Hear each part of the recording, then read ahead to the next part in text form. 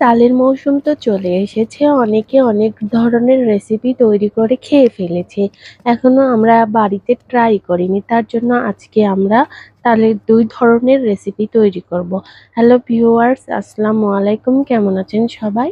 আজকে আমি আপনাদের দেখাবো কিভাবে আমরা তালের সিম্পল রেসিপি করেছি। এজন্য তালটাকে ছেঁকে আমরা জাল করে নেমে নিয়েছি, আর এইদিকে গুড়টাকে আমরা ভেঙে নিচ্ছি।